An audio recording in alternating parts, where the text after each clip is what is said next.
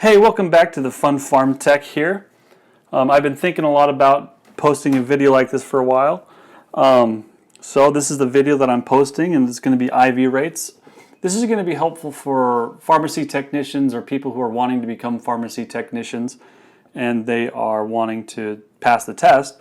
This is also going to be good for those maybe nurses who are going to nursing school if they are having trouble with IV rates. This is really helpful for a lot of people going into the medical field at some way or another. So we'll go ahead and go over IV rates, practice problems, what they are, why they're helpful, why they can be dangerous, and hopefully it'll be a quick video to help you grasp the concept a little bit. All right, so what is an IV rate and why is it important? So IV, if you remember your SIG codes, IV stands for intravenous.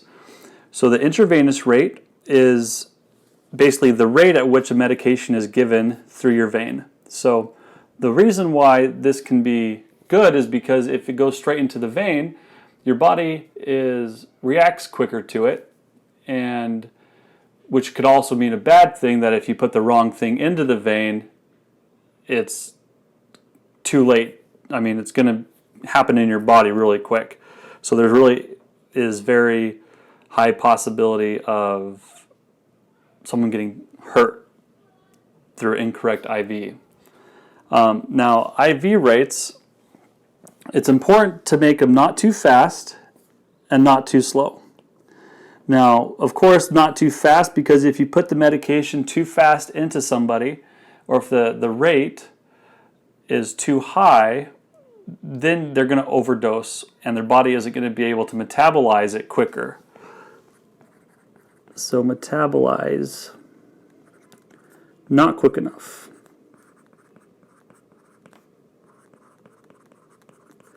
All right, which could, like I said, can cause overdose. Now, the reason too slow is because maybe your body metabolizes it too quickly. Your body needs it at a certain rate so it can take its effect and not have it be fleshed out before,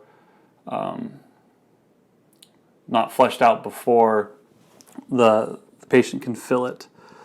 So there's that. Now, there's different ways that we see the measurements of IV rates. One of them is going to be the milliliter per hour and drops per minute.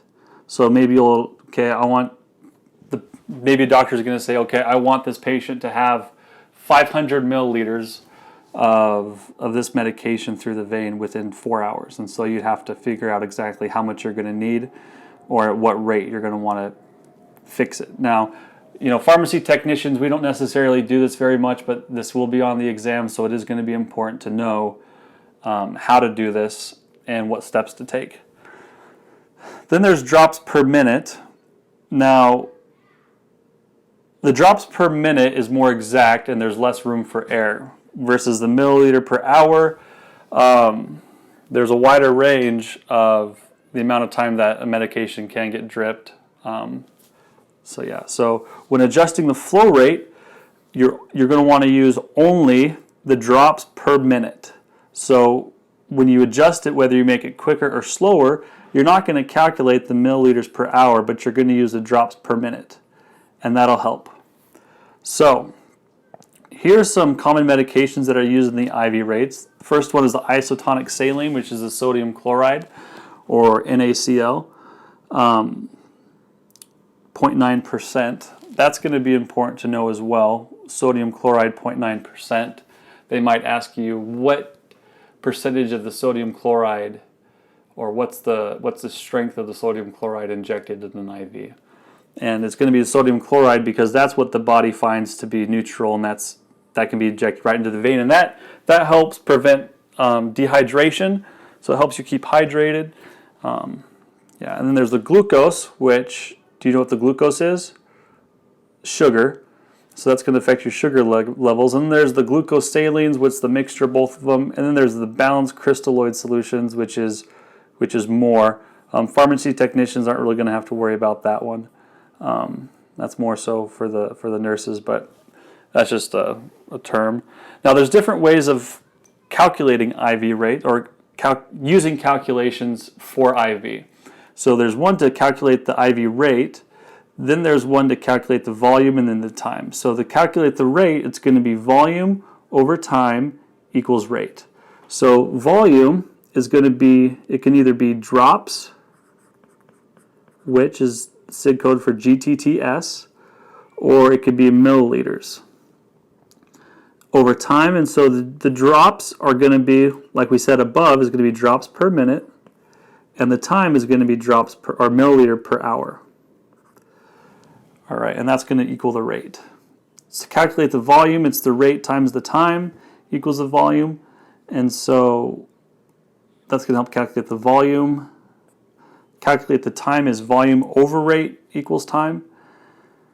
So, yeah. And then later on in this video, we'll talk about when weight is involved, because there's some times where the medication depends on the patient's weight, and so that'll kind of help take into account, and we'll show you a few what those look like. All right, so the first problem is doctor's order says infuse 1,500 milliliters of sodium lactate solution over 12 hours. The drip factor is 15 drops per milliliter. Now that's something else that's important to know, is they're never going to expect you to know what the drip rate of a specific medication is. They will always give you the drip factor. So 15 drops per milliliter. So if there's 15 drops per milliliter, what we're going to want to do is we're going to find out how many drops are in the total solution that's being injected. All right, so if we have 1,500 milliliters, we're going to want to know how many drops. All right, and then like I like to do is line equals line. All right, and then you make sure the units are the same. So 1 milliliter has 15 drops. And when you cross multiply and divide, that's going to give you how many drops are in 1,500 milliliters. And that's going to be 22,500 drops per 1,500 milliliters. But that's not the answer to the question. That's just going to be the first step that we're going to want to do. So if they're doing 12 hours, we know that 1,500 milliliters is 12 hours, which is also the same as, let's change that color back. So it's also the same as 22,500 drops per 12 hours. All right, so if we want to break that down even more, we can do line equals line again, and then do 1 hour or 60 minutes.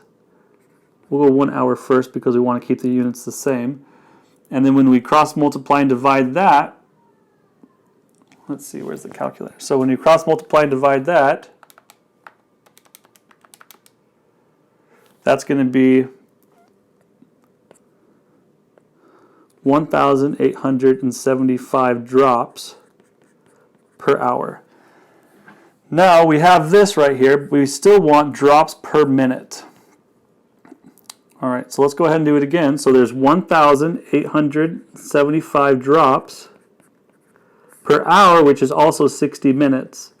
But like I said, we want to keep the units the same, so we're going to do line equals line, and this is going to be minutes. So we want to find out how many drops per 1 minute. So if we cross multiply and divide, that's going to give us 31 drops per minute. Cross multiply and divide, that gives us the answer of 31 drops per minute. So this right here, we have the answer to how many drops in an hour. There's the answer for that one, but then 31 drops per minute is the answer there.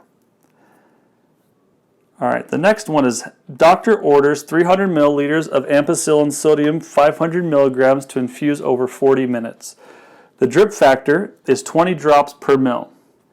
All right, so if we have 20 drops per milliliter, we want to know, what are we going to want to know? We're going to want to know how many drops are in 300 milliliters. So if we do, let's go ahead and change that to 200 or 20 drops per milliliter, per 1 milliliter, line equals line. Then we have 300 milliliters. When we cross multiply and divide, that's going to give us the 6,000 drops. Sorry, just to stay consistent, I'll go ahead and change this color to green. So 6,000 drops. All right, so we know that 6,000 drops of ampicillin sodium 500 milligrams. So this is the drug name and the strength of it, not the quantity of it. So we're going to take that 6,000 and it's going to be infused into the patient every 40 minutes, or in 40 minutes. All right, so if we have 6,000 drops that's injected into the body every 40 minutes, line equals line, we're going to want to know how many drops per minute, cross multiply and divide there, and that'll give us 150 drops per minute. So cross multiply and divide, that gives us 150 drops per minute, which gives us the answer there. All right, here's the next one. Go ahead and put this video on pause and try to do it yourself. I'll give you a second to put it on pause. All right, so I hope you were able to put it on pause and do it. Let's go ahead and work it out together. Now, the doctor order says 250 mils packed red blood cells to infuse over 4 hours. Now, the trick is it says 250 mils. So basically, it's going to be 500 mils that's going to be injected over 4 hours. Infused over 4 hours. Sorry.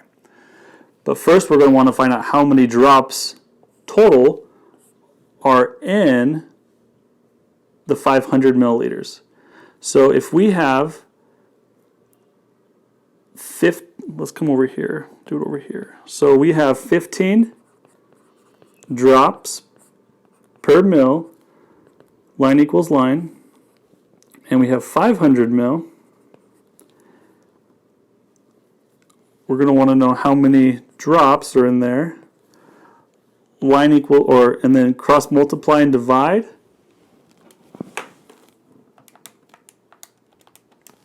That'll give us 7,500 drops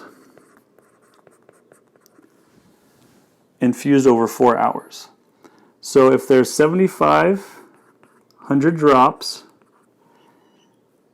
infused over 4 hours, let's break that down even more. So 1 hour, there's going to be 1,875 drops.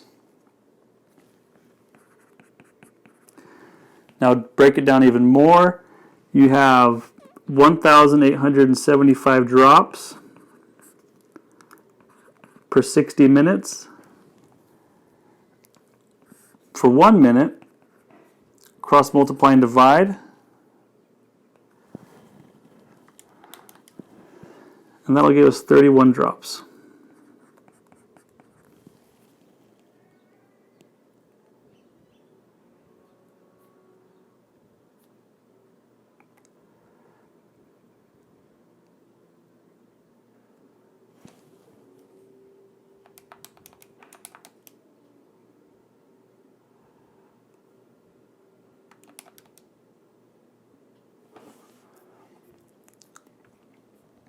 All right, so now we're going to start taking into account the weight factor. So it says a 125-pound patient is prescribed an IV drip at 10 milligrams per kilogram per hour for 12 hours. The piggyback is calibrated to deliver 15 drops per mil. The IV bag has 600 milligrams per 2 liters. How many drops will infuse for 12 hours? So the first thing that we're going to want to do is convert the 125 pounds into kilograms. So do you remember what the conversion is for that? So if we want to convert 125 pounds to kilogram, there is 1 kilogram equals 2.2 pounds. So we're going to want to divide the 125 pounds divided by the 2.2, which is going to give us 56.82 kilograms. All right, and that's the number that we're going to use. All right, so we'll go ahead and move this up here just as a reference.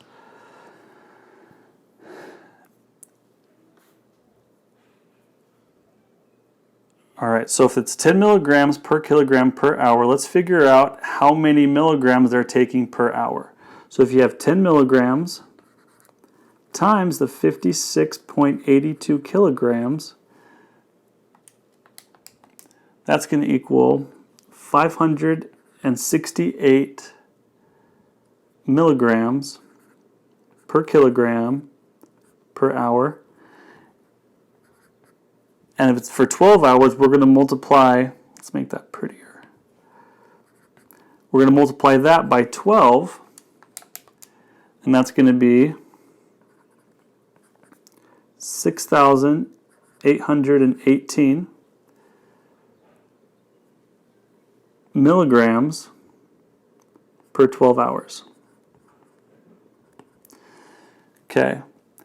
Now, the IV bag has 600 milligrams for every 2 liters. So for every 2 liters, there's 600 milligrams. So we're going to want to find out, next thing that we're going to want to find out is how many 2-liter bags we're going to need. So if there is 600 milligrams for every 2 liters, line equals line, how many liters are there going to be in 6,818 milligrams? So again, we cross multiply and divide. So 2 times 6,818 divided by 600, that's going to give us 22.73 liters. So they're going to need 22.73 liters of the IV drip.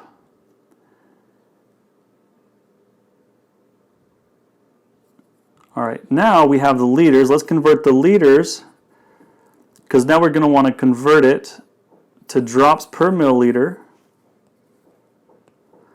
So to convert the 22.73 liters to milliliters, we're going to times it by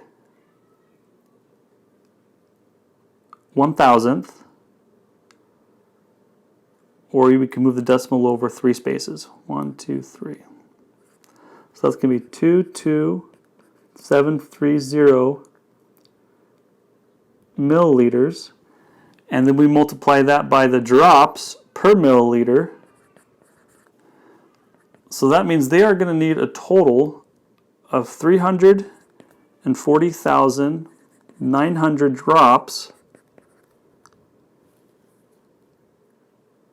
for every 12 hours.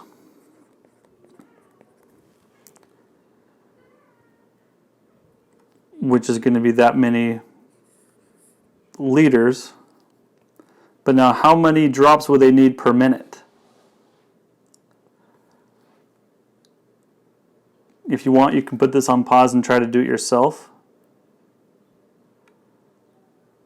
All right, so I'll go ahead and do it now. So if there's 340,900 drops for every 12 hours, we want to know how many per 1 hour. So cross multiply and divide. That gives us 28408 drops per hour, which is also 60 minutes. So if we do 28408 over 60 minutes per 1 minute,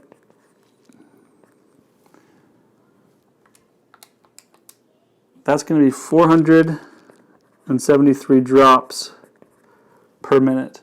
Now, that is a ridiculous flow rate. That is like a constant high stream of drops. It's not even really a drop at this point. It's more of like a flow. But that is the answer. So here's the last question. A 1 liter bag contains 10,000 units of an antibiotic. The flow rate is scheduled for 30 drops per minute. and will infuse 15 drops per ml. What is the dose received after 5 hours of infusion? So 10,000 units are in 1 liter. They want to do 30 drops per minute and will infuse 50 drops per ml.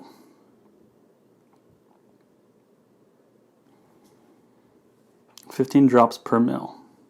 Okay, so if we convert 1 liter to milliliter, that's going to equal 10,000 units for 1,000 milliliters. Now, we change that because if 1 ml has 15 drops, we want to know, line equals line, how many drops are in 1,000 mils. And that's going to be, cross multiply and divide. That's going to be 15,000 drops per mil. So, if there is 30 drops, let's change that color, sorry. If there are 30 drops that are infused per minute, let's figure out how many drops in 60 minutes. So there's going to be 1,800 drops in 60 minutes. And then we can convert that to an hour. So there's 1,800 drops. Sorry, I messed that one up. 1,800 drops per 1 hour. So in 5 hours, there is going to be 9,000 drops for a 5-hour infusion. Now let's go ahead and calculate. I know it's not part of the question, but let's calculate how many units is that. So we would kind of do it backwards. So there's 10,000 units in 1,000 milliliters. All right, so if we take this, there's going to be 15,000 drops and 10,000 units. Where do they get that 10,000 units from? So from here to there, we see the conversion. So 1,000 mil, 1,000 mil, that's going to be the same. So if there's 15,000 drops and 10,000 units, we want to know how many units are 9,000 drops. Cross multiply and divide. 6,000 units and 9,000 drops.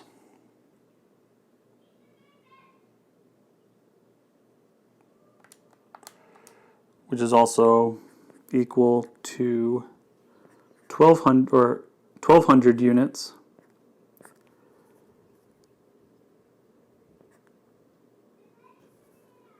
in 1 hour. So this part's more than what the question asked for, but that's that. So I hope this video helped. I hope it's going to help your IV rates. I'm sure there's tons of things online to go practice IV rates, and I hope this video helped. But go ahead and like and subscribe to the channel for future videos and for a chance to win the free 8-week online pharmacy technician course.